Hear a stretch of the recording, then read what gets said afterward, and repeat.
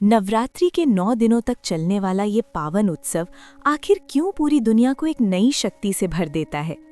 क्या ये केवल एक प्राचीन परंपरा है या इसके पीछे कोई ऐसी दिव्य ऊर्जा छिपी है जिसे विज्ञान भी पूरी तरह समझ नहीं पाया? जब घर घर में मंत्रों की ध्वनि गूंजती है, तो क्या ये सनातन की उस अद्भुत नारी शक्ति का प्रतीक है? उस शक्ति का जिसने समय समय पर अधर्म और असुरों का अंत किया। नवरात्रि की ये कथा उन 9 स्वरूपों की गाथा है जिन्होंने हर युग में ये सिखाया कि जब अन्याय अपनी सीमा पार कर जाता है तो कोमलता भी रौद्र रूप धारण कर लेती है। जब हम कलश की स्थापना करते हैं तो वो केवल मिट्टी का एक पात्र नहीं होता, वो पूरे ब्रह्मांड का एक सूक्ष्म प्रतीक होता है जिसमें हम ईश्वरीय चेतना का आह्वान करते हैं। आज के समय में जब पूरी दुनिया एनर्जी और वाइब्रेशन की बात कर रही है, तब हमें उन 9 शक्तियों को समझना होगा जो सदियों से हमारे भीतर सोई हुई चेतना को जागृत करती आ रही हैं। इसलिए नवरात्रि की ये कथा केवल असुरों के संहार की कहानी नहीं है, ये हमारे भीतर छिपे डर, आलस्य और नफरत को समाप्त करने की एक आध्यात्मिक और वैज्ञानिक यात्रा है। आखिर नवरात्रि के 9 दिनों में ब्रह्मांड की ऊर्जा कैसे बदलती है? कैसे माँ दुर्गा की ये स्वरूप हमारी सोच को एक नई दिशा दे सकते हैं? आज हम नवरात्रि के उन रहस्यमयी सूत्रों को समझेंगे जो इतिहास, धर्म और मानव शरीर के विज्ञान को आपस में जोड़ते हैं।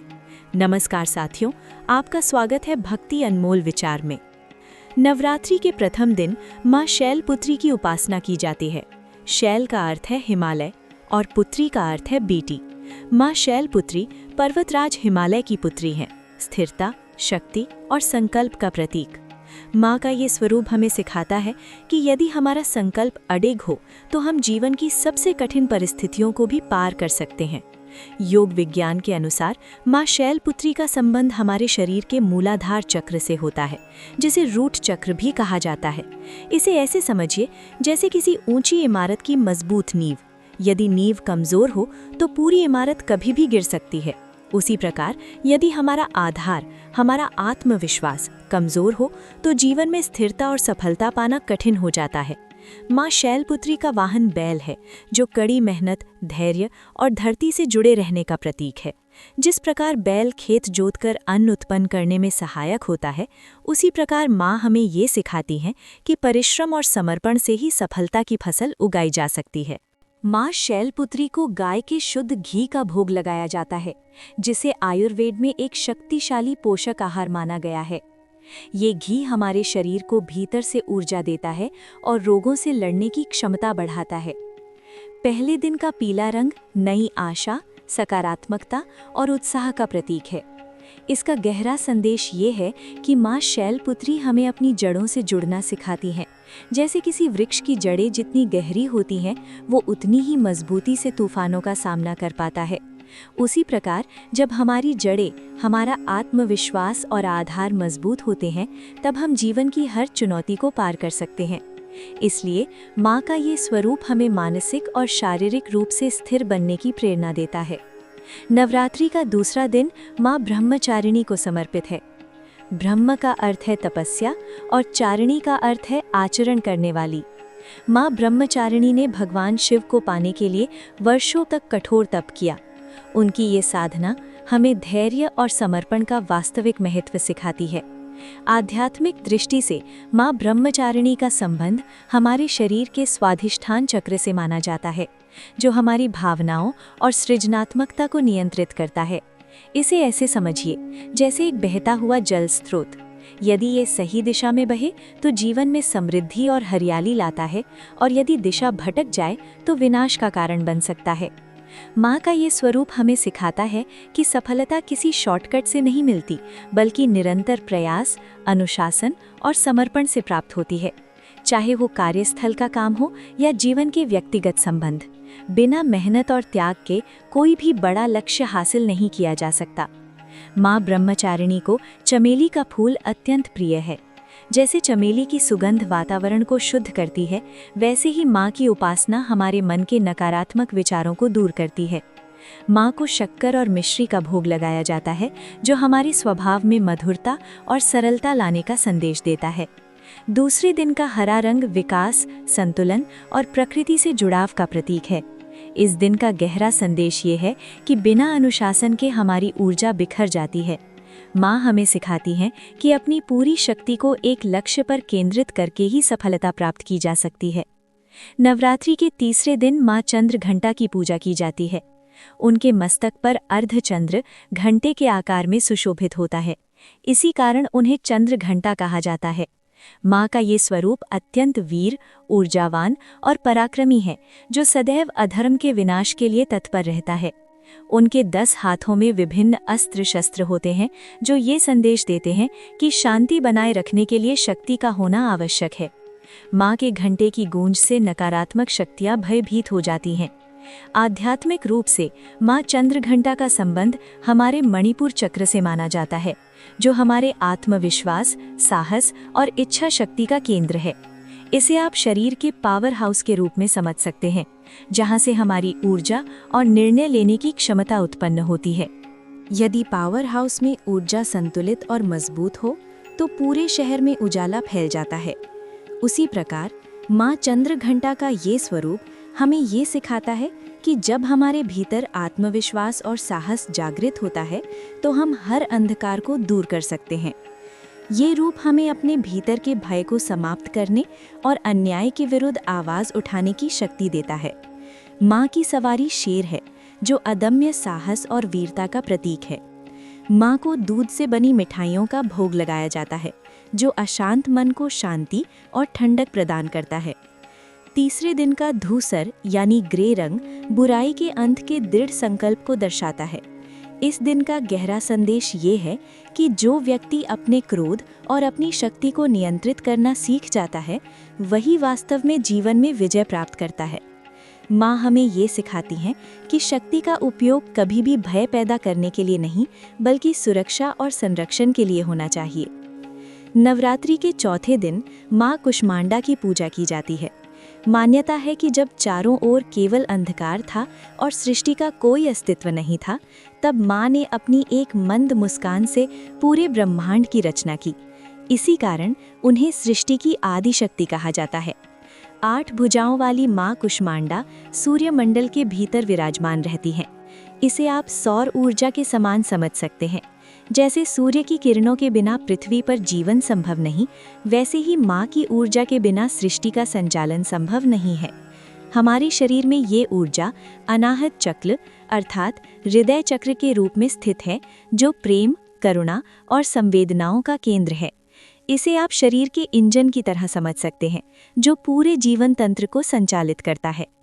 एक रोचक तथ्य ये है कि कुष्मांडा का अर्थ कद्दू भी होता है। जैसे कद्दू बाहर से कठोर और भीतर से कोमल होता है, वैसे ही माँ अपने भक्तों के प्रति अत्यंत दयालु और स्नेहमयी है। माँ को मालपुए का भोग लगाया जाता है, जो मन को प्रसन्न और स्मरण शक्ति को सुदृढ़ करने का प्रतीक है। चौथे दिन का नारंगी रंग नई ऊर्जा, उत्साह और सकारात्मकता का संकेत देता है। इस दिन का गहरा संदेश ये है कि दुनिया की सबसे बड़ी शक्ति एक सच्ची मुस्कान में छिपी होती है। माँ हमें सिखाती हैं कि कठिन से कठिन परिस्थितियों में भी अपनी आंतरिक प्रसन्नता को जीवित रखना चाहिए। नवरात्रि के 5वें दिन माँ स्कंद माता की पूजा की जाती है। भगवान कार्तिकेय की माता होने के कारण उन्हें स्कंद माता कहा जाता है। माँ का ये स्वरूप ममता, स्नेह और करुणा से परिपूर्ण है।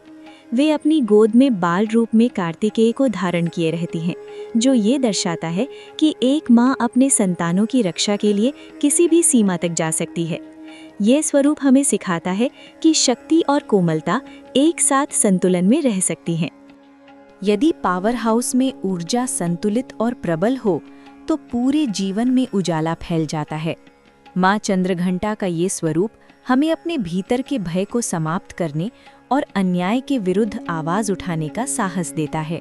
माँ की सवारी सिंह है, जो अदम्य साहस और वीरता का प्रतीक है।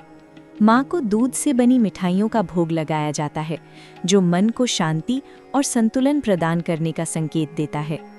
तीसरे दिन का ग्रे रंग दृढ़ संकल्प और नकारात्मकता के अंत का प्रतीक है। इसका गहरा संदेश ये है कि जो व्यक्ति अपने क्रोध और शक्ति को नियंत्रित करना सीख लेता है, वही वास्तविक अर्थों में जीवन में विजयी होता है। माँ हमें सिखाती हैं कि शक्ति का प्रयोग भय फैलाने के लिए नहीं, बल्कि रक्षा और धर्म की स्थापना के लिए होना चाहिए। नवरात्रि के चौथे दिन माँ कूष्मांडा की पूजा की जाती है। कहा जाता है कि जब चारों ओर अंधकार ही अंधकार था, तब माँ ने अपनी एक हल्की सी मुस्कान से इस ब्रह्मांड की रचना की। इसी कारण उन्हें सृष्टि की आदि शक्ति कहा जाता है। 8 भुजाओं वाली माँ कूष्मांडा सूर्यमंडल के भीतर विराजमान रहती हैं। इसे आप सौर ऊर्जा के स्रोत के रूप में समझ सकते हैं। जैसे सूर्य के बिना पृथ्वी पर जीवन संभव नहीं है, वैसे ही माँ की ऊर्जा के बिना सृष्टि का संचालन संभव नहीं। हमारे शरीर में ये ऊर्जा अनाहत चक्र अर्थात हृदय चक्र के रूप में विद्यमान है, जो प्रेम, करुणा और संवेदनाओं का केंद्र है। इसे आप शरीर का इंजन मान सकते हैं, जो पूरे जीवन तंत्र को गतिशील बनाए रखता है। कूष्मांडा का एक अर्थ कद्दू भी होता है। जैसे कद्दू बाहर से कठोर और भीतर से कोमल होता है, वैसे ही माँ अपने भक्तों के लिए अत्यंत करुणामयी होती हैं। माँ को मालपुए का भोग अर्पित किया जाता है, जो बुद्धि को तेज और स्मरण शक्ति को प्रबल करने का प्रतीक है। चौथे दिन का संतरी रंग नई ऊर्जा, उत्साह और सकारात्मकता का प्रतीक है। इसका गहरा संदेश ये है कि संसार की सबसे बड़ी शक्ति एक सच्ची मुस्कान में छिपी होती है। माँ हमें सिखाती हैं कि कठिन से कठिन परिस्थितियों में भी अपनी आंतरिक प्रसन्नता को बनाए रखना चाहिए। नवरात्रि के 5वें दिन माँ स्कंद माता की पूजा की जाती है। भगवान कार्तिकेय की माता होने के कारण उन्हें स्कंद माता कहा जाता है। माँ का ये स्वरूप ममता, स्नेह और करुणा से परिपूर्ण है। वे अपनी गोद में बाल स्वरूप कार्तिकेय को धारण किए रहती हैं। ये हमें सिखाता है कि एक माँ अपने संतानों की रक्षा के लिए किसी भी सीमा तक जा सकती हैं। ये स्वरूप ये भी दर्शाता है कि शक्ति और कोमलता साथ साथ रह सकती हैं। आध्यात्मिक रूप से माँ स्कंद माता का संबंध हमारे विशुद्ध चक्र अर्थात गले के क्षेत्र से माना जाता है। ये चक्र हमारी वाणी, अभिव्यक्ति और संचार का केंद्र है। इसे एक फिल्टर की तरह समझिए। जैसे फिल्टर अशुद्ध जल को शुद्ध करता है, वैसे ही माँ की कृपा हमारी वाणी को मधुर और सकारात्मक बनाती है। माँ के आशीर्वाद से हमें सत्य, ज्ञान और आंतरिक शांति की प्राप्ति होती है। ये स्वरूप हमें ये भी सिखाता है कि जीवन की सबसे बड़ी शक्ति प्रेम और परिवार के प्रति समर्पण में निहित है। माँ स्कंद माता कमल के पुष्प पर विराजमान रहती हैं। इसी कारण उन्हें पद्मासना भी कहा जाता है। माँ को केले का भोग अर्पित किया जाता है, जो ऊर्जा और स्वास्थ्य का प्रतीक है। 5वें दिन का सफ़ेद रंग शांति, पवित्रता और सरलता का संकेत देता है। इसका गहरा संदेश ये है कि सच्चा ज्ञान वही है जो व्यक्ति को अहंकारी नहीं बल्कि विनम्र बनाता है। माँ हमें सिखाती हैं कि अपनी बुद्धि और ज्ञान का उपयोग हमेशा दूसरों की सेवा और कल्याण के लिए करना चाहिए। नवरात्रि के 6ठे दिन माँ कात्यायनी की पूजा की जाती है। ऋषि कात्यायन की तपस्या से प्रसन्न होकर माँ ने उनके घर पुत्री के रूप में जन्म लिया। माँ कात्यायनी का स्वरूप अत्यंत तेजस्वी, उज्ज्वल और पराक्रमी है। उन्होंने महिषासुर जैसे शक्तिशाली राक्षस का वध कर देवताओं को भयमुक्त किया। माँ कात्यायनी हमें सिखाती हैं कि धर्म की रक्षा के लिए कभी-कभी कठोर निर्णय लेना भी आवश्यक होता है। आध्यात्मिक रूप से इनका स्थान हमारे आज्ञा चक्र अर्थात दोनों भौहों के मध्य स्थित 3rd आई में माना जाता है। इसे शरीर का कमांड सेंटर कहा जा सकता है। जैसे एक सेनापति युद्ध में सही निर्णय लेकर विजय दिलाता है, वैसे ही ये चक्र हमें सही और गलत में अंतर करना सिखाता है। माँ का ये स्वरूप बुराई के अंत और सत्य की विजय का प्रतीक है। जो लोग जीवन में बाधाओं या शत्रुओं से परेशान हैं, उनके लिए माँ कात्यायनी की उपासना एक सुरक्षा कवच के समान होती है। माँ को शहद का भोग अर्पित किया जाता है, जो स्वास्थ्य और सौंदर्य को निखारने का प्रतीक है। 6ठे दिन का लाल रंग साहस, ऊर्जा और उत्साह का प्रतीक है। ये हमें दूरदर्शिता और सजगता का संदेश देता है, ताकि हम आने वाली चुनौतियों को पहले ही पहचान सकें। नवरात्रि के 7वें दिन माँ कालरात्रि की पूजा की जाती है। यद्यपि उनका स्वरूप अत्यंत उग्र और भयावह प्रतीत होता है, फिर भी उन्हें शुभंकरी कहा जाता है, अर्थात शुभ फल देने वाली। उनकी दृष्टि की तेज चमक नकारात्मक शक्तियों का नाश कर देती है। माँ कालरात्रि हमें सिखाती हैं कि बाहरी सुंदरता से अधिक आंतरिक शक्ति और सत्य का महत्व होता है। वे समय और भय के अंत का प्रतीक हैं और हमें ये विश्वास दिलाती हैं कि हर गहन अंधकार के बाद प्रकाश अवश्य आता है। इसे आप रात और दिन के चक्र की तरह समझ सकते हैं। जैसे रात के बाद सुबह होना निश्चित है, वैसे ही दुखों के बाद सुख का आना भी तय है। माँ कालरात्रि की 3 आँखें भूत, वर्तमान और भविष्य तीनों को एक साथ देखने की क्षमता का प्रतीक हैं। माँ को गुड़ का भोग लगाया जाता है, जो शरीर को शुद्ध करने और रोगों से रक्षा करने का संकेत देता है। 7वें दिन का नीला रंग अनंत शक्ति और आकाश जैसी व्यापक ऊर्जा का प्रतीक है। इसका गहरा संदेश ये है कि भय और मृत्यु का सामना किए बिना कोई भी व्यक्ति महान नहीं बन सकता। माँ हमें सिखाती हैं कि अपने भीतर छिपे अंधकार और कमजोरियों को पहचानकर उन्हें दूर करना ही सच्ची साधना है। नवरात्रि के 8वें दिन माँ महागौरी की पूजा की जाती है। माँ का ये स्वरूप पूर्ण रूप से श्वेत वस्त्रों और आभूषणों से सुसज्जित होता है, जो पवित्रता, शांति और निर्मलता का प्रतीक है।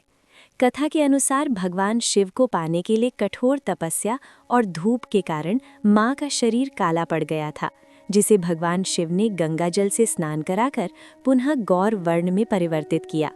माँ महागौरी हमें ये सिखाती हैं कि अपने विचारों और कर्मों को शुद्ध रखकर हम ईश्वर के निकट पहुँच सकते हैं। इसे दर्पण की तरह समझिए। यदि दर्पण पर धूल जमी हो तो प्रतिबिंब स्पष्ट नहीं दिखता।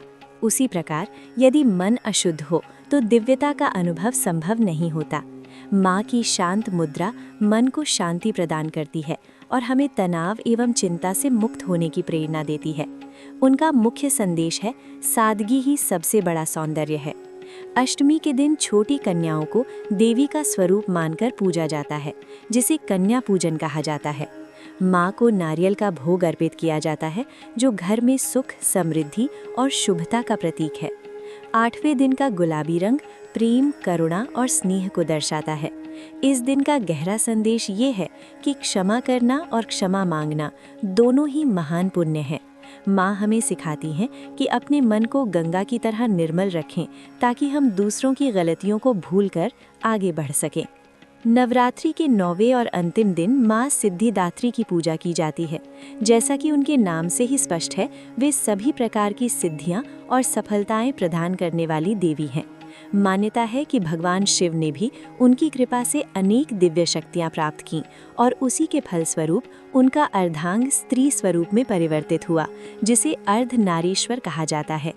माँ सिद्धिदात्री का ये स्वरूप हमें ये सिखाता है कि जीवन में पूर्णता तभी आती है जब स्त्री और पुरुष ऊर्जा का संतुलन स्थापित होता है। माँ सिद्धिदात्री हमारे सिर के ऊपरी भाग अर्थात सहस्त्रार चक्र, क्राउन चक्र को जागृत करती हैं। इसे आप शरीर के एक एंटीना की तरह समझ सकते हैं, जो हमें ब्रह्मांड की दिव्य ऊर्जा से जोड़ता है। माँ की उपासना के साथ ही हमारी 9 दिनों की साधना पूर्ण होती है। वो हमें सिखाती हैं कि सच्ची भक्ति और समर्पण से जीवन का कोई भी लक्ष्य प्राप्त किया जा सकता है। एक रोचक तथ्य ये है कि माँ सिद्धिदात्री की पूजा केवल मनुष्य ही नहीं, बल्कि देवता भी करते हैं। माँ को तिल का भोग अर्पित किया जाता है, जो मानसिक शांति और एकाग्रता का प्रतीक है। 9वें दिन का बैंगनी रंग गहरे ज्ञान, आध्यात्मिकता और चेतना का प्रतीक है। इसका गहरा संदेश ये है कि वास्तविक सफलता वही है जो हमें स्वयं से जोड़ती है। माँ हमें सिखाती हैं कि संसार को जीतने से पहले अपने मन और इच्छाओं पर विजय प्राप्त करना आवश्यक है। नवरात्रि के अंत में कन्या पूजन का विशेष महत्व होता है। छोटी कन्याओं को देवी का स्वरूप मानकर उनकी पूजा की जाती है, उन्हें भोजन कराया जाता है और उनकी चरण स्पर्श किए जाते हैं। लेकिन क्या ये केवल एक दिन की परंपरा होनी चाहिए? ये प्रश्न हमें स्वयं से पूछना चाहिए। क्या जो सम्मान हम इन 9 दिनों में देवी और कन्याओं को देते हैं, वो पूरे वर्ष समाज की हर महिला को नहीं मिलना चाहिए? कन्या पूजन वास्तव में एक संकल्प है कि हर नारी के भीतर माँ दुर्गा का स्वरूप विद्यमान है। यदि हम अपने घर और समाज की लक्ष्मी, सरस्वती और दुर्गा का सम्मान नहीं कर पाते, तो हमारी पूजा और व्रत केवल एक औपचारिकता बनकर रह जाते हैं। सच्ची नवरात्रि तब सार्थक होगी जब देश की हर बेटी स्वयं को सुरक्षित और सम्मानित महसूस करेगी और उसे आगे बढ़ने के समान अवसर मिलेंगे। ये पर्व हमें केवल मंत्रों का उच्चारण नहीं बल्कि अपनी सोच को बदलने की प्रेरणा भी देता है, क्योंकि जिस समाज में नारी का सम्मान होता है वहीं वास्तविक प्रगति और समृद्धि होती है। आइए इस नवरात्रि हम केवल व्रत ही न रखें बल्कि हर महिला के प्रति अपने दृष्टिकोण को सकारात्मक और सम्मानपूर्ण बनाने का संकल्प लें। यही माँ की सच्ची आराधना है। आप सभी को नवरात्रि की हार्दिक शुभकामनाएं।